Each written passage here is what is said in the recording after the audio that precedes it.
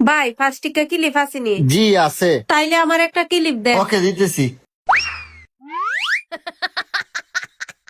এই নেন ক্লিপ। এটার দাম কত?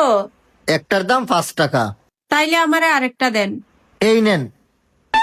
এই দুইটার দাম কত? আরে 5 টাকা করে তো ফিস, দুইটার দাম তো 10 টাকা আসে। আপু তাইলে তো আমার একটু হিসাব করে হইতেইব। আচ্ছা হিসাব করেন। আচ্ছা দাঁড়ান, আমি হিসাব করতেছি। তাইলে আপনার একটা ক্লিপের দাম 5 টাকা, আর একটি ক্লিপের দাম 5 টাকা।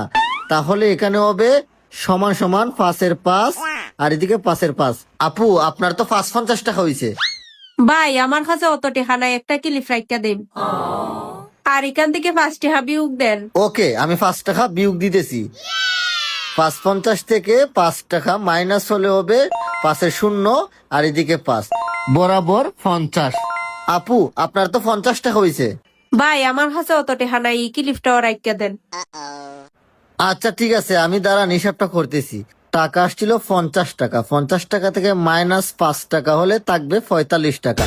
5-এর 5 এবং 4 45, টোটাল 45 টাকা। আপু আপনার তো 45 টাকা রয়ে গেছে। আরে ভাই আমি তো কোনো কিছু নিছি না, তাইলে 45 টাকা হইলো কেমনে? 10 বছর ধরে ব্যবসা করি, আপনি কি আমার হিসাব শিখাইতে আসছেন?